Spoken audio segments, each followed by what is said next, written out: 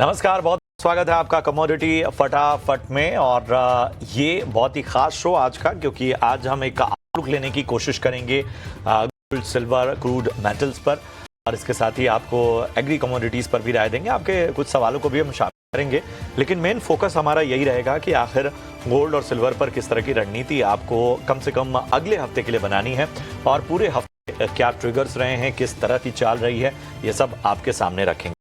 तो सबसे पहले हम अगर देखें खास तौर पे गोल्ड और सिल्वर की चाल को, तो आप देखेंगे कि गोल्ड और सिल्वर, अगर सबसे पहले गोल्ड की बात करें, कैसा रहा है हफ्ता पूरा, वो हम आपके सामने रखेंगे। सोने के लिए जो गुजरा हफ्ता, जो वीक बीता है, वो देखिए 1,21,000 से 1,24,000 का एक दायरे में जो है वो गोल्ड करता रहा। इस हफ्ते सोने में 1% से ज्यादा की जो है गिरावट देखने को मिली, और इस हफ्ते ना 1,300 से अधिक लुढ़का है। अब जो तमाम फिगर्स हैं वो भी समझ लीजिए कि आखिर क्या सोने पर दबाव बढ़ सकता है। जो संकेत हैं वो देखिए, कुछ सबसे इंपॉर्टेंट जो संकेत हैं वो ये है कि डॉलर में मजबूती और फिर से दरें घटने की संभावना जो कम हुई है, उसका इंपैक्ट साफ तौर पर सोने पे नजर आएगा। इसके अलावा जो एम्प्लॉयमेंट डेटा है, अमेरिकी जॉब्स डेटा, वो मजबूत आने से दरों पर एक तरह का प्रेशर हमें देखने को मिल सकता है। और इसके साथ ही सितंबर में अमेरिका में लगभग 1.25 लाख नौकरियां जुड़ी हैं। 50,000 नौकरियों के अनुमान जो है वो काफी बेहतर रहे हैं, और 4,000 जो है घटने की वजह से रिपोर्ट से वो तेज रिकवरी भी कहीं नजर आई है। तो ये तमाम बातें गोल्ड को कहीं ना कहीं इम्पैक्ट करती हैं। अब जरा सिल्वर पर भी निगाह डाल लेते हैं। चांदी के लिए कैसा रहा है ये पूरा हफ्ता, वो जरा आपके सामने लाते हैं। तो आप देखेंगे तो रेंज 1,52,000 से 1,58,000 का ये रेंज रही है, ये दायरा रहा है। इस हफ्ते चांदी करीब 2% की गिरावट नजर आई है, और चांदी जो है वो 2,900 तक लुढ़कती हुई साफ तौर पर नजर आई इस हफ्ते। चांदी में जो है उतार चढ़ाव रहा है। 2 हफ्ते में 16% की तेजी, और उसके बाद हमने देखा कि एक करेक्टिव मोड में साफ तौर पर नजर आई। 2 दिनों में एक जोरदार उछाल भी दिखा। एक दिन चल रही थी, एक दिन नहीं चल रही थी, इस तरह की स्थितियां कहीं ना कहीं चांदी में नजर आ रही थी।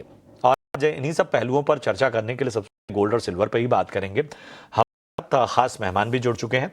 मैं परिचय करा दूं, हमारे साथ सुगंधा सचदेव हैं, फाउंडर हैं एसएस वेल्थ ट्री से। Thank you so much Sugandha ji, अपना कीमती समय देने के लिए। और हमारे साथ अनिंद्य बैनर्जी हैं कोटक सिक्योरिटी से। अनिंद्य जी, आपका भी बहुत बहुत स्वागत है। तो सुगंधा जी, सबसे पहले मैं आपके पास आना चाहूंगा, और जैसा मैं कह रहा हूं, मैं तो आम जो कंज्यूमर है, जो कंज्यूम कर रहा है, उसी की सीधे बात करूंगा कि उसके मन में कहीं ना कहीं एक बेचैनी है। एक था कि एक तरह से एक ऐसा बाजार हमें देख रहा था, या तो अप ट्रेंड्स नजर आते थे, या एक फेज भी नजर आ रहा था, लेकिन ये बड़ा वोलेटाइल रहा है। काफी उतार चढ़ाव हमने देखा है, और रेंज भी छोटी मोटी नहीं रही है। ऐसे में गोल्ड और सिल्वर पर अब बताइए क्या आउटलुक बन रहा है आने वाले वक्त के लिए। कि गोल्ड में हम अभी एक जो बहुत बड़ी रैली आई उसके बाद एक कंसोलिडेशन का फेज आते हुए देख रहे हैं। एक बहुत बड़ी रैली के बाद मार्केट पॉज ले रही है। इवन दो इस पॉज में भी अगर हम देखें तो काफी ज्यादा वोलेटाइल स्विंग्स देखने को मिल रहे हैं। एक बहुत बड़ी ब्रॉड रेंज है जिसमें मार्केट रिएक्ट कर रही है। जहां अगर हम हायर साइड की बात करें तो 1,28,000 प्राइसेस के लिए एक बहुत बड़ा मेजर रेजिस्टेंस बना हुआ है। वहीं डाउन साइड की बात करें तो 1,18,000 एक इंपॉर्टेंट सपोर्ट की तरह वर्क कर रहा है। सारे फैक्टर्स हैं जो कुछ हद तक चेंज होते हुए नजर आए, जिसकी वजह से हमने प्राइसेस को एक करेक्ट मोड में आते हुए देखा हायर लेवल से। पहले दिसंबर में रेट की बहुत स्ट्रॉन्ग एक्सपेक्टेशंस बनी हुई, पर जिस तरीके से फेड ऑफिशियल कमेंट्स निकल के आए हैं और जिस तरीके से यूएस गवर्नमेंट का लॉन्गेस्ट शटडाउन चला, उसके बाद से फेड ने अपनी टोन को काफी हद तक चेंज किया है। दिसंबर में रेट कट की एक्सपेक्टेशंस ऑलमोस्ट 33% हो गई है। फेड मिनट्स में भी यही इंडिकेशन निकल गया है कि काफी सारे फेड ऑफिशियल्स में अभी भी इन्फ्लेशन को लेकर चिंता बनी हुई है। और यूएस का जो जॉब्स डेटा भी रीसेंट निकल के आया फॉर द मंथ ऑफ सितंबर, वहां पर भी हमने स्ट्रॉन्ग जॉब्स ग्रोथ आते हुए देखी है। इवन दो अनएम्प्लॉयमेंट रेट कुछ हद तक बढ़ा है, एक चिंता का कारण है। सो कुछ हद तक सॉफ्टनेस जरूर नजर आ रही है लेबर मार्केट में, बट स्टिल अभी भी ऐसा लग रहा है कि दिसंबर में रेट कट की एक जो एक्सपेक्टेशन है वो धीरे धीरे कम होती हुई नजर आ रही है।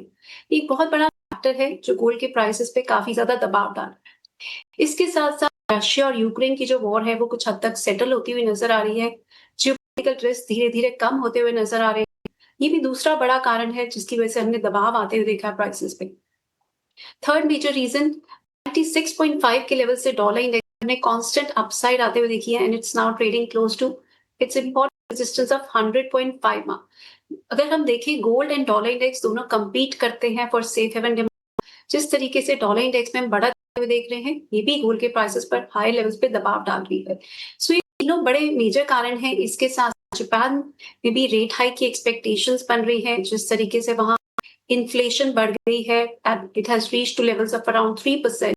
सो ये भी एक बहुत बड़ा चिंता का कारण है। इससे ग्लोबल लिक्विडिटी स्क्वीज हो सकता है, money can go back to Japan. So ये भी बहुत बड़ा कारण है जिसकी वजह से हमने प्राइसेस पे दबाव आते हुए देखा। Yen has slipped to a 10-month low. So बहुत सारे कारण बन गए, बट पॉजिटिव साइड की बात करते हैं, प्राइसेस स्ट्रांगली सपोर्टेड है एट लेवल्स ऑफ अराउंड $4,000 पर आउंस। सेंट्रल बैंक्स की स्ट्रांग बाइंग कंटिन्यूड है थर्ड क्वार्टर। ईटीएफ में हमने सिग्निफिकेंट इनफ्लोज आते हुए देखे हैं। चाइना के सेंट्रल बैंक से भी स्ट्रांग बाइंग कंटिन्यूड है for the 12th consecutive month, और चाइना की ईटीएफ में भी हम स्ट्रांग बाइंग आते हुए देख रहे हैं। सो कुछ सपोर्टिव फैक्टर्स भी जरूर नजर आ रहे हैं, और इसके साथ साथ जिस तरीके से आज हमने बहुत सारी इंडियन रुपी में ऐसे फैक्टर्स हैं जो कहीं ना कहीं एक प्रेशर की तरह भी प्रेशर ग्रुप्स की तरह काम कर रहे हैं। इस बीच मैं परिचय करा दूं, हमारे साथ AIJGF के नेशनल सेक्रेटरी नितिन केडिया साहब भी चर्चा में शामिल हो रहे हैं। नितिन जी, बहुत बहुत स्वागत है आपका। और ऐसा सुगंधा जी बता रही हैं कि इंटरनेशनल फैक्टर्स हैं, खास पे जिस तरह का एक वॉलेटाइल मूव हमने देखा है, खासतौर पे ये पूरा हफ्ता, वो कहीं ना कहीं कंज्यूमर को एक तरह का एक बेचैनी जरूर ला रहा है। और खासतौर पे जापान की अगर हम बात करें तो जापान की जो कहीं ना कहीं बॉन्ड यील्ड का फैक्टर है, उसने बहुत बेचैनी पैदा की है। इन सारे पहलुओं पे आपका क्या नजरिया बन रहा है, क्या रणनीति रखी जाए? प्रसाद जी, आप सिनेमा के आदमी हैं तो मैं सिनेमा से अपनी बात को स्टार्ट करूंगा कि अकबर ने मुगले आजम में बड़ा एक फेमस डायलॉग कहा था कि अनारकली हम तुम्हें जीने नहीं देंगे और सलीम तुम्हें मरने नहीं देगा। तो सिमिलरली क्या है कि इस तरह के जो फैक्टर्स आते हैं, चाहे वो फिर आपके जापान के इशू हो या फिर मान लीजिए शांति की वार्ताएं चल रही हो, तो ये सब जो है वो बाजार को नीचे की तरफ लेके जाता है प्रशांत जी। लेकिन अभी की अगर हम बात करें तो जिस तरह के जो फैक्टर्स आए, $3.8 ट्रिलियन के आसपास का जापानीज इन्वेस्टमेंट है बाहर, और उसमें से 1.2 या 1.3 ट्रिलियन जो है बाहर निकलने की बात चल रही है, जो अपने आप में बहुत बड़ा है। और उससे भी बड़ा रिस्क जो येन कैरी ट्रेड्स हैं, उसका भी अगर एक पार्ट अनवाइंड होता है तो मार्केट में एक लिक्विडिटी का रिस्क आ जाएगा। अब जब भी कभी लिक्विडिटी का रिस्क आता है तो उस समय क्या होता है कि जब बारिश होती है तो जो छाता लेके चलता है वो भी भीगता है, जो बिना छाता के चलता है वो भी भीगता है। तो अब गोल्ड जो है वो हेज अगेंस्ट रिस्क, गोल्ड को ऊपर आना चाहिए उस केस में, लेकिन जो लिक्विडिटी रिस्क है वो फिलहाल के लिए एक छोटे समय के लिए दबाव बना के चल सकता है। लेकिन इतने रिस्क पे होने के बाद भी अगर मान लीजिए गोल्ड $4,000 के आसपास ट्रेड हो रहा है, तो ये बता रहा है कि जो अंडरलाइन है वो काफी स्ट्रॉन्ग है। क्रिकेट में जिस तरीके से कभी शोएब अख्तर की जो बॉलिंग होती है और जब पूरे परवान पे होती है, तो बैट्समैन की एक स्ट्रैटेजी होती है कि आप पिच के ऊपर टिके रहो, क्योंकि अगर आप पिच के ऊपर टिके रहे तो आपको खराब गेंदें बहुत मिलती है बाउंड्री के बाहर फेंकने के लिए। सिमिलरली ये वो एक समय है जब आपका लिक्विडिटी रिस्क चल रहा है, आपको अपने आप को बचा के चलना है, कैपिटल बचा के चलनी है। इस कैपिटल को आप बचा के चलते हैं तो मुझे लगता है कि जो फर्स्ट क्वार्टर है उसमें हम 4500-4700 का भाव देखेंगे। तो जो इस समय हिम्मत से काम रखेंगे, सबसे प्रॉपरली रिस्क मैनेज करके काम करेंगे, उनको कहीं कोई दिक्कत नहीं आएगी। प्रशांत जी, तो ये तमाम फैक्टर्स हैं और यही आज की चर्चा कि हम सपोर्टिव फैक्टर्स और इसके साथ ही बाकी फंडामेंटल्स और जहां पर भी जो प्रेशर बन रहा है, उन सारे जो ट्रिगर्स हैं उनको समझने की कोशिश करें। अनिंदे, आप बताइए कि ठीक है, इन चीज़ों की तो चर्चा हो गई कि क्या क्या वो फैक्टर्स हैं जो कहीं ना कहीं एक सपोर्ट की तरह काम कर रहे हैं, और क्या चीज़ें ऐसी हैं ग्लोबली जो एक दबाव बनाने का काम कर रही हैं। लेकिन उसके बावजूद अगर हम सप्लाई साइड या बाकी चीज़ों को देखें, और बाकी जो बहुत बेसिक्स जो होते हैं गोल्ड और सिल्वर जैसी कमोडिटीज़ को कहीं ना कहीं के रनअप के लिए, उन पैरामीटर्स पे आपको अभी फिलहाल स्थितियां कैसी लग रही हैं? उन बेसिक फंडामेंटल्स पे चीज़ें कैसी नज़र आ रही हैं? हाँ, नमस्कार। देखिए, गोल्ड और सिल्वर दोनों में एक बेसिक डिस्टिंक्शन ये है, सिल्वर को हम लोग लार्जली एक industrial metal, part money gold वाली मनी है, गोल्ड का अपार्ट फ्रॉम मनी कोई यूज है, तो इसलिए गोल्ड का जो मेजर डिमांड है, जो सेंट्रल बैंक्स आज 17 साल से गोल्ड खरीद रहे हैं, लास्ट 5-6 साल में हैव इंक्रीज्ड इट सिग्निफिकेंटली, उसका एक ही कारण है, diversification. Diversification from what? Dollar. De dollarization का मेजर रीजन है गोल्ड प्राइस आज इस लेवल पे है, मतलब डॉलर डिवैल्यू हो रहा है against something which is far more valuable then dollar. तो ये जो ट्रेंड है ये स्ट्रक्चरल ट्रेंड है और ये चलता रहना चाहिए। गोल्ड का अगर प्राइस एक्शन हम लोग देखें, इसी साल अप्रैल में पीक किया, अगस्त तक एक टाइम और प्राइस करेक्शन चला, फिर अगस्त जैक्सन होल के बाद ये एक्सप्लोजन था, वापस ये करेक्शन है। इसका एक टिपिकल पैटर्न है कि 1-2 महीना प्राइस एक्सप्लोड करता है, फिर 3-4 महीना 5 महीने का एक कंसोलिडेशन, फिर ऊपर जाता है। सो स्ट्रक्चरल ट्रेंड इंटैक्ट है। बट अगर हम लोग यूएस इकोनॉमी का हालत देखें, यूएस इकोनॉमी के शेप्ड इकोनॉमी है अभी, पूरा consumer is in a recession. कोई भी लोन डेटा उठा ले, auto loan, student loans, anything, they are having rising delinquencies. इसका मतलब जो consumer economy it's in deep stress. तो economy on a GDP level क्यों रिसेशन में नहीं है? बिकॉज जो एआई रिलेटेड इन्वेस्टमेंट है, कोई उस बबल बोल रहा है, कोई बोल रहा है इट्स अ लेजिटिमेट इन्वेस्टमेंट, उसके कारण तो प्राइमा फेसी जो फिगर्स है that is still not recession. तो इसका मतलब ये है कि अगर एआई रिलेटेड थीम में स्लो डाउन आता है आने वाले दिनों में, देन द इकोनॉमी का slow down, overall slow down can be quite intense and sharp. उस सिचुएशन में फेडरल रिजर्व इन्फ्लेशन का दुहाई देके कितना ऑन द साइडलाइंस रह पाएंगे, that's a question mark, because Trump का नेक्स्ट ईयर ही फेसेस इलेक्शन इन नवंबर। जिस हिसाब से डेमोक्रेट्स का अभी जो odds of winning is rising, he's become very impatient, he thinks that Fed should go and ease। तो इसके कारण हो सकता है फेड के ऊपर और प्रेशर बन सकता है to ignore inflation and print money. तो ये सिचुएशन में क्या है कि गोल्ड के लिए बहुत ही ये बढ़िया चीज है। तो कंसोलिडेशन भी चलेगा, आपका लिक्विडिटी इश्यूज, मार्जिन कॉल्स के कारण शॉर्ट टर्म में डिप्स आ सकता है $4,000 को भी एक बार, बट ये लॉन्ग टर्म इन्वेस्टर के लिए अपॉर्चुनिटी है। सिल्वर एक स्मॉल कैप इंडेक्स की तरह, इसमें हाई वॉलेटिलिटी रहेगा, बट सिल्वर में एक चीज बहुत इंपॉर्टेंट, इस पर हम लोग को ध्यान देना चाहिए, बैकवर्ड है मार्केट में। और लास्ट 24 घंटे जब सिल्वर प्राइसेस में करेक्शन हुआ है, तब से आपका जो बैकवर्डेशन है, मतलब जो स्पॉट है और जो फ्यूचर्स, उसके बीच जो एक प्रीमियम दैट इज इंक्रीज। इसका मतलब है सप्लाई, जो फिजिकल मार्केट है वो भी शॉर्टेज में है। It is the paper selling जो आर्टिफिशियली एक बार प्राइसेस को नीचे ढकेल रहा है। हो सकता है ये अगर AI related, crypto related sell off continue रहा इनटू द नेक्स्ट वीक, तो सेल ऑफ और हो, बट वो सस्टेन नहीं करेगा। तो सिल्वर में अगर कोई लॉन्ग टर्म के लिए इन्वेस्ट करना चाहता है तो उनको थोड़ा सा पेशेंस रखना पड़ेगा, ability to absorb these price cuts. Silver को लेकर फिजिकल मार्केट की बात की, तो नितिन इसी से जुड़ा मेरा सवाल है, फिजिकल मार्केट में सप्लाई की स्थिति क्या है चांदी को लेकर अगर हम बात करें? प्रशांत जी, अभी कोई खास डिमांड हमें देखने को नहीं मिल रही है। जितनी भी डिमांड है, सप्लाई उसको ऑफसेट कर रही है और प्रीमियम्स जो हैं वो काफी नॉर्मल हो चुके हैं। लेकिन मैं बनर्जी साहब की बात से बिल्कुल पूरी तरह सहमत हूँ कि इस समय जो सिल्वर की स्थिति है या जो सिल्वर खरीदने का समय है, एकदम सही समय है। क्योंकि जब बैकवर्डेशन होता है, और बैकवर्डेशन अगर मान लीजिए इतना लंबा चल जाए, इतना लंबा चलने के बाद कभी भी जो मतलब कोई भी कमोडिटी या कोई भी स्क्रिप्ट है, उसमें हम लगभग 20-25% की ग्रोथ आते हुए देखते हैं। तो अगर मैं सिल्वर की बात करूं तो यहाँ पे जो ये बैकवर्डेशन चल रहा है, उसमें मैं बनर्जी साहब की बात ऐड कर देता हूँ कि चाइना ने जो सिल्वर को के ऊपर एक्सपोर्ट रिस्ट्रिक्शंस लगाए और यूएस ने इसको क्रिटिकल मिनरल की कैटेगरी में डाल दिया है। यानी जो सिल्वर की मैक्सिमम सप्लाई मैक्सिको से आती है, या तो अमेरिका रखने वाला है या फिर चाइना रखने वाला है। और हम ये देख रहे हैं कि कंटिन्यूअस कॉमेक्स जो उसके वेयर हाउस के अंदर सिल्वर है, वो भी काफी बड़ी मात्रा में बनी हुई है, उससे निकल नहीं पा रही, विड्रॉल हो रहे हैं, वो काफी स्लो हो रहे हैं। तो जो लंदन के अंदर शॉर्टेज है, वो प्रोबेबली 8 से 10 दिन रहने वाला है, और उसके बाद जो रियल सिचुएशन है वो तब आनी शुरू होगी, और तब हमें देखना होगा कि सिल्वर के क्या क्या पोजीशन आती है। तो बाजार की स्थिति जो है वो अभी डिमांड होने से काफी नॉर्मल सी बनी हुई है। प्रशांत जी, बिल्कुल, तो ये स्थितियां भी बड़ी इंपॉर्टेंट हैं जिसको समझना होगा, और जाहिर सी बात है कि ये अपने आप में गोल्ड और सिल्वर की जो अलग अलग तरह की रणनीति है, जो नेचर है, उनके ट्रेड का, वो उसको भी कहीं ना कहीं हम बताते हैं। अब जरा कॉपर को अपने रडार पे ले आते हैं। कॉपर अगर हम देखें तो 3 हफ्ते के निचले स्तरों पर कॉपर इस वक्त नजर आ रहा है। बड़ी तेजी के बाद मेटल्स में हमने मुनाफा वसूली देखी है। MCX पर 995 रुपए के नीचे फिसलता हुआ कॉपर के अलावा हफ्ते भर में अगर हम देखें तो 2% से ज्यादा की गिरावट पर देखी गई है। रियल एस्टेट सेक्टर में एक स्लो डाउन है, जहां से डिमांड का जो एक कहीं ना कहीं सुस्ती नजर आ रही है, उसका इम्पैक्ट नजर आ रहा है। पावर ग्रिड खर्च में कमी से भी खपत में कहीं ना कहीं प्रेशर बन रहा है।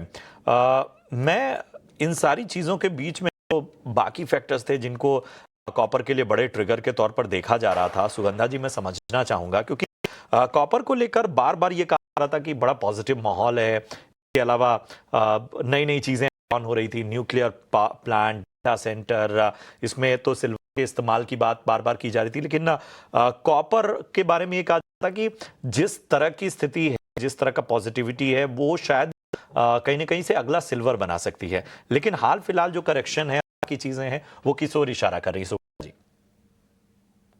टैक्टिकल बेट्स स्लाइटली डिफरेंट रहती हैं। स्ट्रक्चरल अगर ट्रेंड की बात करें, कॉपर अभी भी पॉजिटिव है। जिस तरीके से डिमांड स्ट्रॉन्ग बनी हुई है ग्लोबली, देखिए इलेक्ट्रिक व्हीकल्स में इसकी डिमांड काफी स्ट्रॉन्ग है और बहुत सारे और न्यू एज टेक्नोलॉजी में कॉपर की डिमांड काफी स्ट्रॉन्ग रहने वाली है। ऐसी एक्सपेक्टेशन अगले 4 से 5 सालों के लिए। सो स्ट्रक्चर बुल रन रहेगा कॉपर में। बट यस, अगर हम सिर्फ टैक्टिकल प्ले की बात करते हैं, प्राइसेस ने ऑलरेडी इस साल काफी स्ट्रॉन्ग रन अप दिखाया है। उसके बाद एग्जॉशन के साइंस नजर आ रहे हैं हाई लेवल्स पर, और जिस तरीके से हम डॉलर इंडेक्स में बढ़त आते हुए देख रहे हैं, ये फैक्टर्स थोड़ा सा सप्रेस कर रहे हैं। हम रिस्क एसेट भी काफी हद तक सेल ऑफ आते हुए देख रहे हैं।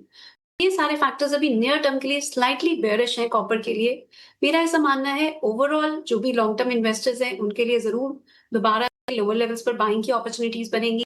अगले साल के लिए भी कॉपर का आउटलुक काफी पॉजिटिव नजर आता है। बट अगर मैं सिर्फ नियर टर्म की बात करती हूँ तो नियर टर्म में I see prices slipping lower towards 965 to 960 on levels. So जो भी कॉपर में राइज मिले टुवर्ड्स 1016 1020, ये कुछ सेलिंग की अपॉर्चुनिटी रहेंगी with a clear stop loss of 1035 on the higher side. But वही अगर मैं स्लाइटली पोजिशनल ट्रेडर्स या लॉन्ग टर्म इन्वेस्टर्स की बात करूं तो कॉपर मेरा भी ऐसा मानना है कि अगले साल भी बहुत अच्छा परफॉर्म करेगा। ये मेटल्स की थीम स्ट्रक्चरल बुल ट्रेंड में है, ऐसा मानना है। अगले साल कॉपर के प्राइसेस 1120 से 1150 लेवल्स को भी टेस्ट कर सकते हैं, जिस तरीके से डिमांड स्ट्रॉन्ग बनी हुई है। और China is also likely to come out with further stimulus. So ये भी एक बहुत बड़ा फैक्टर है, कॉपर को सपोर्ट करेगा। बट पोजिशनल ट्रेडर्स के लिए अभी थोड़ा सा वेट करने का टाइम है। 960 965 इंपॉर्टेंट लेवल्स रहेंगे एक्यूमुलेशन के लिए to ride the up trend, और अगले साल 1100 तक के टारगेट्स को आप मान के चल सकते हैं। बट नियर टर्म में थोड़ा सा रहेगा। ठीक है, तो नियर टर्म में थोड़ा प्रेशर, लेकिन एक लॉन्ग टर्म जो है वो कॉपर की, और मतलब अलग अलग वजहों से वो काफी बेहतर नजर आती हुई। अनिंदय, हमें ये बताइए कि आपका नजरिया क्या है कॉपर को लेकर? कोई लेवल्स आप भी देख रहे हो तो जरा उस बारे में भी रिकमेंडेशन दें। राइट, अभी के लिए 990 और अपसाइड में 1025, ये 35 रुपए का एक रेंज प्ले आउट हो सकता है, क्योंकि अच्छा खासा रैली हो चुका है इस साल की तरह ही।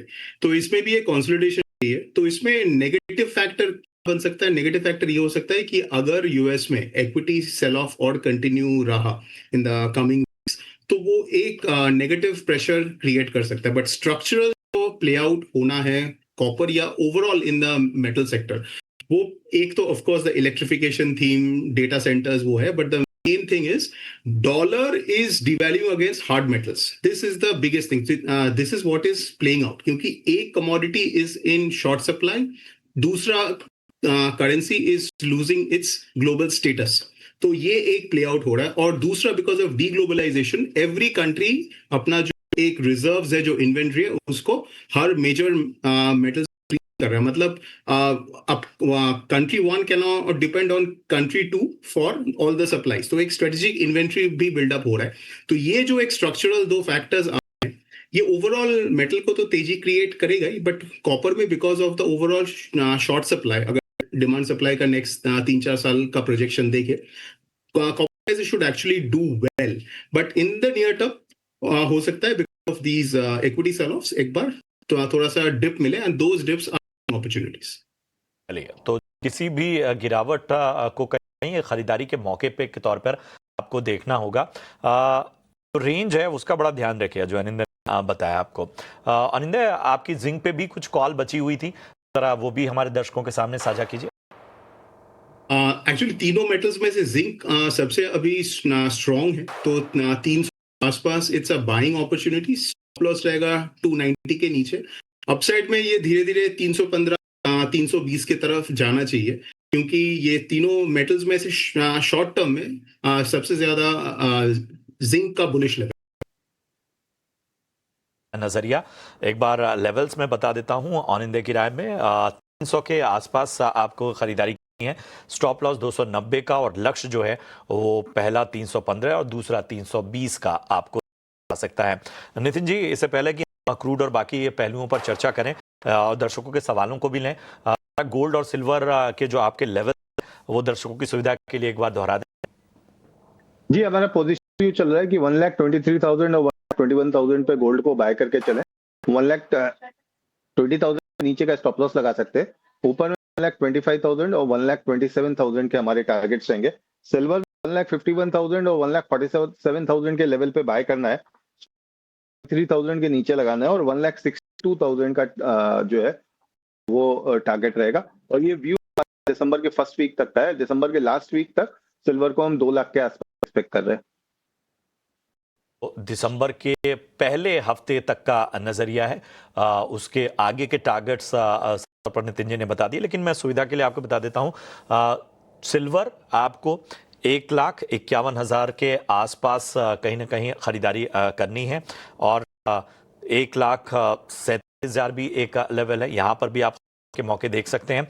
स्टॉप लॉस 1,43,000 के नीचे का आपको रखना है। टारगेट 1,62,000 के आपको नजर आ सकते हैं दिसंबर के पहले हफ्ते तक। वहीं गोल्ड की अगर हम बात करें, अगर सोना की बात करें, तो यहां पर 1,20,000 1,21,000 दो अहम लेवल्स ये आपको खरीदारी का मौका देंगे। स्टॉप लॉस जो है वो 1,20,000 के नीचे का रखना है। टारगेट पहला 1,25,000 का, दूसरा 1,27,000 का। नितिन जी की राय। चलिए अब दर्शकों के कुछ सवालों को भी अपनी चर्चा में शामिल करते हैं। मथुरा से दीपक हमारे एक दर्शक हैं जो सवाल पूछ रहे हैं और जानना चाहते हैं कि 1,23,000 में उन्होंने गोल्ड में बाइंग की हुई है। सुगंधा जी पूछ रहे हैं कि फ्यूचर आउटलुक क्या है। मतलब मैं ये मान के चल रहा हूँ कि लॉन्ग टर्म के खिलाड़ी हैं, तो 1,23,000 इंटरेस्टिंग लेवल पे बाइंग है इनकी। हमें बताइए। नहीं, ये मुकेश भाई का सवाल नहीं, दीपक का सवाल सामने लेकर आइए। दीपक मथुरा से इन्होंने सवाल पूछा है, गोल्ड पर इन्होंने राय जाननी चाहिए और 1,23,000। सुगंधा जी। प्रशांत जी, मैं दोनों पर्सपेक्टिव से इसका जवाब देना चाहूंगी। दीपक जी, अगर आपका ट्रेडिंग पर्सपेक्टिव है तो आप इसमें बने रहें। 1,24,000 के आसपास इसमें बुकिंग करें, बिकॉज 1,24,500 इमीडिएट टर्म देखें तो एक रेजिस्टेंस बना हुआ है। जब तक ये ब्रेक नहीं होगा बहुत मेजर अपसाइड में देखने को नहीं मिलेगी। डाउन साइड एडवाइस रहेगी 1,22,000 का स्टॉप लॉस भी मेंटेन करें। प्राइसेस में काफी वॉलेटिलिटी है तो स्टॉप लॉस मेंटेन करना बहुत जरूरी है। बट अगर आपका स्लाइटली लॉन्गर पर्सपेक्टिव है, आप फिजिकल में या म्यूचुअल फंड्स के थ्रू ईटीएफ बाइंग कर रहे हैं, तो मेरा ऐसा मानना है बिल्कुल बने रहें। डाउन साइड में अगर 1,18,000 भी आता है तो आप वहां ऐड कर सकते हैं। ओवरऑल अगले साल के लिए हमारा व्यू काफी पॉजिटिव है। 45,000 टू 1,50,000 लेवल्स आपको अगले 7 से 8 महीने में देखने को मिल सकते हैं। बट यस, सारी बाइंग जो भी आपने अगर कर रखी है, आपको डिप्स देखने को मिलते भी हैं, तो आप थोड़ा सा और ऐड भी कर सकते हैं। आपके रिटर्न्स कुछ हद तक एनहांस हो जाएंगे। स्ट्रक्चरल बुल रन अभी भी बना हुआ है में, इवन दो थोड़ी नॉइस रहेगी, शॉर्ट में कुछ करेक्शंस भी आ सकती हैं, बट ट्रेंड अभी भी पॉजिटिव है। अगले साल के लिए 47-70 पर आउंस तक के लेवल देखने को मिल सकते हैं। चलिए, तो ये राय आपको मिलती हुई। लेवल्स का कहीं ना कहीं ध्यान रखिए और अगर लेवल मिस हो जा रहे हैं तो परेशान मत होइए। ये जो स्पेशल शो है ये यूट्यूब पर भी हम अपलोड करेंगे, तो वहां से आप रिविजिट कर सकते हैं। महेंद्र शाह जी का सवाल लेते हैं। मुंबई से इन्होंने सवाल पूछा है और ऑन इंडिया मैं आपके पास आऊंगा। सिल्वर स्पॉट में किस भाव पर खरीदारी करनी चाहिए, ये पूछ रहे हैं, बताएं क्या सलाह होगी। अभी सिल्वर स्पॉट है $49.16, तो ये एनीथिंग बिलो 49 लॉन्ग टर्म के लिए काफी अच्छा है, क्योंकि शॉर्ट टर्म में जैसे मैंने बताया कि यूएस इक्विटी सेल ऑफ है, वो एक फैक्टर बना हुआ है because of margin calls. But ये मार्जिन कॉल एक अपॉर्चुनिटी है लॉन्ग टर्म इन्वेस्टर के लिए, क्योंकि 49 के नीचे, क्योंकि अगर हम लोग 45 ईयर का चार्ट अगर देखें, इसको टेक्निकली भी अप्रोच करते हैं, 1980 में भी 49 के ऊपर ये सस्टेन नहीं कर पाया था। 2011 में भी 49 के आसपास आके ये घूम गया था, तो अभी 49 के ऊपर ये कंसोलिडेट कर रहा है 48-49। तो this is a very good sign. तो anything below 48 is a buying opportunity, और धीरे धीरे एक्यूमुलेट करने से इवेंचुअली हम लोग का जो लॉन्ग टारगेट है उसमें $80, तो वहां तक ये जाना चाहिए over the few years.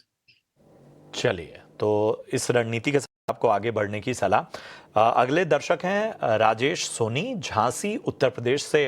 Nitin ji, इन्होंने सवाल पूछा है, सिल्वर फिजिकल में 1,66,800, एक बार फिर से लेवल बता देता हूं, 1,66,800 सिल्वर फिजिकल खरीदारी की है। पूछ रहे हैं कि क्या करना चाहिए। फिजिकल में अगर खरीदारी कोई करके चल प्रशांत जी, तो हम ये मान के चलते हैं लॉन्ग टर्म के लिए खरीदारी की गई है, तो ये लेके चल सकते हैं, इसको होल्ड कर सकते हैं अगले 6 से 8 महीने के लिए। दिसंबर तक ही मेरा मानना है इनको 2 लाख के जो लेवल्स है वो दिखाई दे जाएंगे, और नीचे में अगर कहीं भी 1,47,000 का लेवल दिया है सेकंड लेवल, अगर वो मिलता है तो वहां पे थोड़ा ये चाहे तो एवरेज कर सकते हैं या फिर थोड़ा सा और खरीद सकते हैं, लेकिन जो बाइंग इन्होंने करी है वो एकदम ठीक करी है, उस बाइंग पे कंटिन्यू करना चाहिए।